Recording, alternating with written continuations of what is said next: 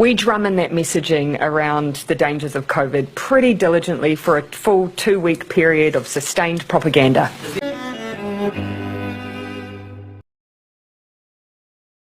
G'day people, how are you? Right, this little clip is basically, I was contacted by a lady who is about to privately prosecute another woman over a matter where she was attacked by this woman's dog, which left her own dog dead. The other lady, we'll call her the respondent's dog, attacked the applicant's animal and herself, injured her hands, bit her hand up, and the dog was dead. So there's a bit of a backstory to it. Allegedly, the respondent's dog had been kicked out of 3 other dog care facilities because of predatory behaviour. So there was a history behind this dog, and when the dog was allegedly registered to this to the applicant's company, they failed to disclose any of that. Now that's about to go through court over another incident where that same dog had also killed another a neighbour's cat. So I got contacted by this lady to see if I would be interested in the story behind it. I made contact via email with the respondent, and in return I got a response from a lawyer's company called FeeLangstone that responded to me. Now, I did all of this through pinac.nz, which is another YouTube channel I also run. Pinac.nz, pinac meaning photography is not a crime. Could have called it pinaki, like the guy over in England, call it photography is not a crime, idiot, but I'm just going to call it pinac.nz, and I've had that channel running for a few years. Don't really do much on it, it's really there for a backup. But regardless, so I contacted these people through pinac.nz to ask some questions. So this is what I sent the respondent, the lady whose dog, who now has apparently been put down, although there's some questions about that as well. This is what I wrote, and this was on March the 12th, on Friday. Good afternoon. We are contacting you in relation to the events surrounding the matters, issues and upcoming court proceedings regarding redacted and her claims alleged against you. Okay, so it's regarding the applicant. We'll just say the applicant has supplied us with a large amount of documentation and information in relation to the issues surrounding this matter. In the interest of giving a fair and balanced viewpoint to the public and to give yourself the opportunity to have your say, therefore allowing at the same time for the public to be informed of the facts surrounding the issues of public safety, such as in the issues surrounding dog attacks, as well as charitable organisations and those that represent them. We would like to ask some questions such as, first question, it is alleged that you withheld information from the applicant's company about the previous behavioural difficulties of your then dog. We'll leave the dog's name out of it. Do you have any comment in relation to this? It is also alleged that you failed to disclose upon registering the respondent's dog with the applicant's company that the respondent's dog had been expelled from 3 previous pet care organisations for aggressive and predatory behaviour.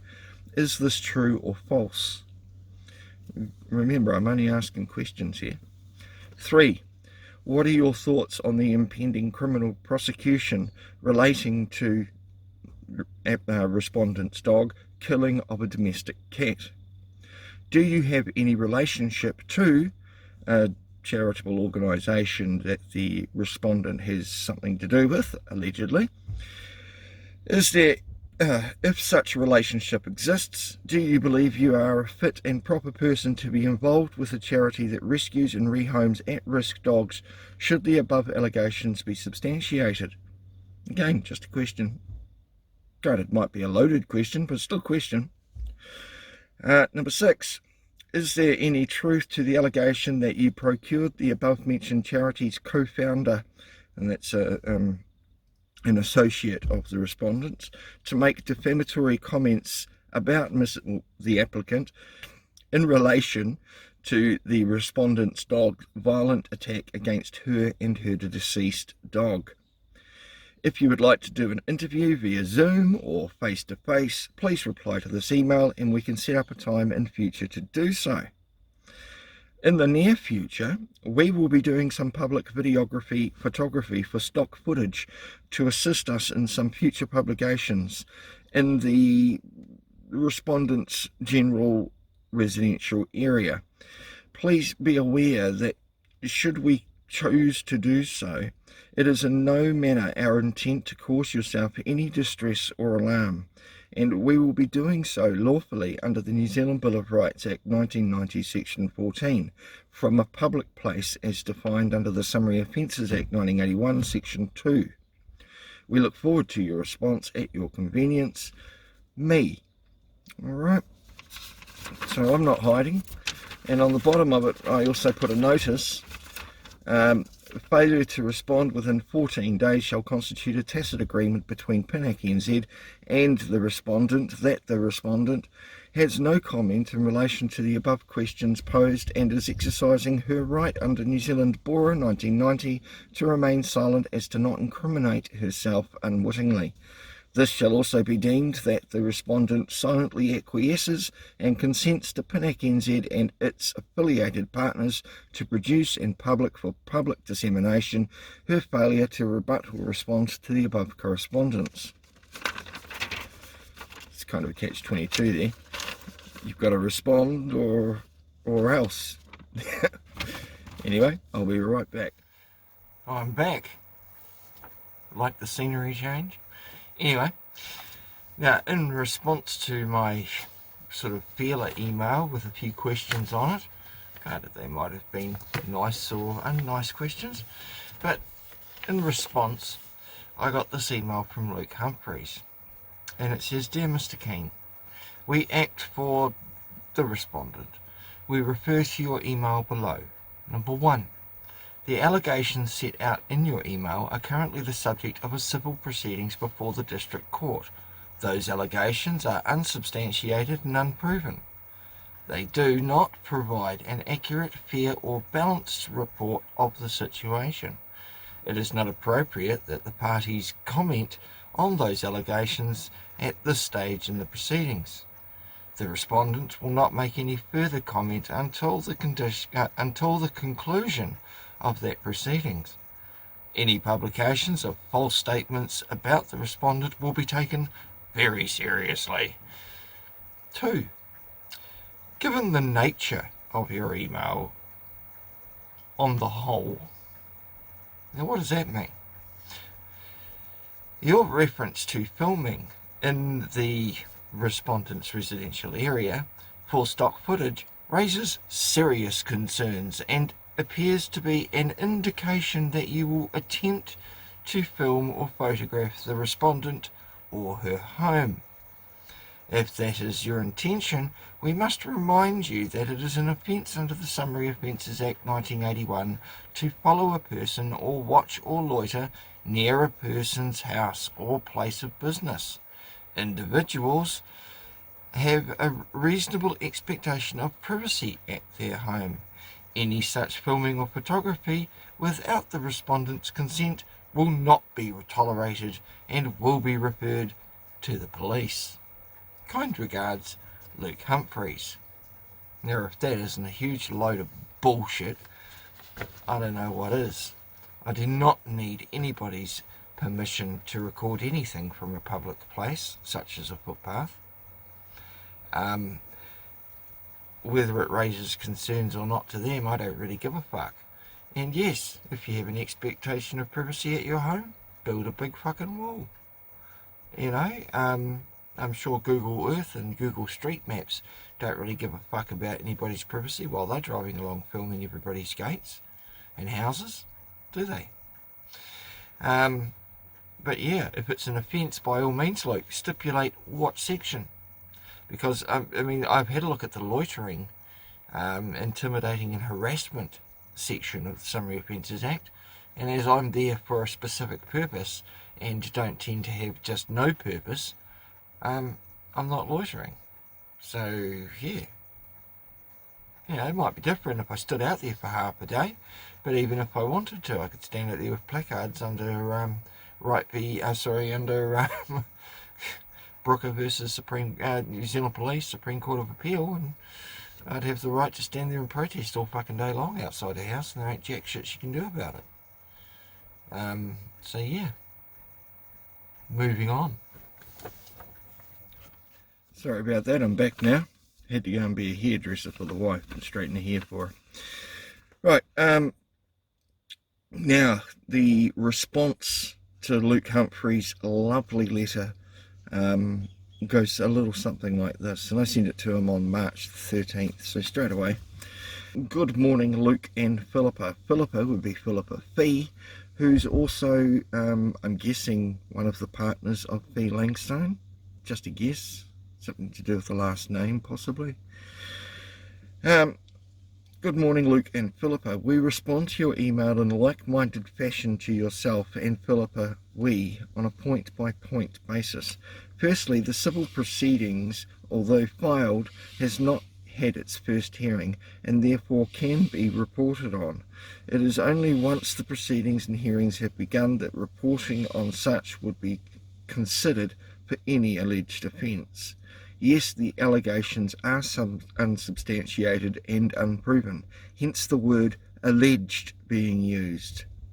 As stated in our email, in the interest of a fair and balanced reporting, we have made contact with the respondent to allow both parties to have their standing heard, to ascertain fairness and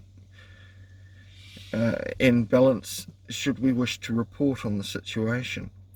It may not be appropriate that the parties comment once court proceedings have commenced, however, they have not as yet, and given the respondent has already had one dismissal without conviction, she had best be cautious, which is understandable. For the respondent to not make any further comment, she would have to have made an initial comment, which has not to date happened. Any publication of false statements about the respondents should be taken very, very seriously, which is why our questions were posed in the interest of truth. However, silence speaks volumes also. Please explain what you were referring to when you state, given the nature of our email. Our correspondence was sent simply to ask questions and waylay any fear or concern should our intent of gathering of stock footage cause any. Hence why our intent was stated plainly and not to be misinterpreted by speculation, paranoia, or delusions. Should we wish to gather stock footage from a standpoint of a public place, as defined by the Summary Offences Act 1982, Section 2, namely a public road or footpath, we shall do so. Why this causes serious concerns for yourself or the respondent eludes us. Our intentions, although confusing for yourself, are perfectly lawful and have already been stated. We might point out that under Brooker versus Police 2006, the applicant has every right to protest outside the respondent's house should she wish to do so. We suggest you familiarise yourself with that case law. Should we wish to record, as film isn't used anymore, our photograph the area of the respondent's residential area, including private dwelling houses, we have every right to do so under the New Zealand Bill of Rights Act 1990, Section 14, which gives every person the freedom and right to seek, receive and impart information and opinions of any kind in any form. Do you comprehend this? Exercising a right or freedom cannot be deemed or construed as loitering, intimidation or harassment. Furthermore, it does not fall under peeping or peering, see Section 30 of the Summary Offences Act 1981, as we do not operate during nighttime hours. We have no wish to have unsolicited legal advice, so if you must remind anyone of offences, we suggest you discuss such with your client, even though your first duty is to the court. and not your client. Individuals may very well have a reasonable expectation of privacy in their home. Should such individuals not wish for the public to record or photograph their home, a large wall or closing curtains is advised. New Zealand police themselves have learned this from us and close their curtains when they are recorded these days by ourselves. We do not require consent from the respondent to exercise our rights. It is so, as such, it is not sought. Should you wish to contact police, go right ahead. Inform them to ensure sending a sergeant or higher rank, as they have on file that Mr. Keane should be spoken to by such rank or higher, given the limited knowledge of constables. This is to avoid New Zealand police again appearing uneducated and unprofessional when they are also recorded in the course of their duties. Also be aware that it is an offence to make false statements to police under the Crimes Act 1981 should you contact them. Although we comprehend that only being a lawyer for some 2 or 3 years, Luke, you may not be as well versed in legislation as we are. We suggest that should you wish to threaten contacting police for lawful and legal activities in an attempt to cause ourselves alarm or distress, given you have not stated your intent otherwise, that you do your homework first, as Section 25 of the Crimes Act 1961 clearly states that ignorance of the law is not an excuse. Should you wish to discuss your uneducated and poor response to us further, feel free to contact myself, cell phone given. Happy to correct any further errors you should you make any. Our intentions and questions have been asked and stated previously. Although a separate story may now well be produced and published in due course about FeeLangstone's response to our correspondence, irrespective of the matter regarding to the respondent. Warmest regards and have a pleasant day. Me. Notice: all correspondence may be published on multiple forums in the interests of maximum accountability and transparency. Notice: failure to respond within 10 days shall constitute a tacit agreement that FeeLangstone are aware that pinac.nz have no wish or intent to cause any alarm, distress or harassment to any person, and are aware that pinac.nz shall do as they wish in accordance with legislation and lawful activities. Pinac.nz thanks FeeLangstone for the enjoyment and laughter created by Luke's poor and uneducated response and his attempt to use police as a deterrent or threat to restrict Pinac's civil and political rights and freedoms. Cheers for the humour. Because, when lawyers do that, that really cracks me up. I mean, they're saying that I need consent from the respondent to be walking along their area and film from a public spot. Absolute bullshit. And as I've said, build a wall, close your curtains. Everybody can film anywhere out in public, and you cannot trespass the eyes. And with the skills of cameras these days, I've got 83 times optical zoom. I can be standing half a mile away and see her put warts on her face if I wanted to. It's not a matter of that. I just wanted to get some stock footage so that if I choose to report on this matter later on, I've got some background footage to show people. It's that simple. But I guess that took that as scare tactics. I'm still waiting to hear back from the applicant. She was going to sort me out with something, but we'll see what happens there. Anyway, guys, have a great day. See you now.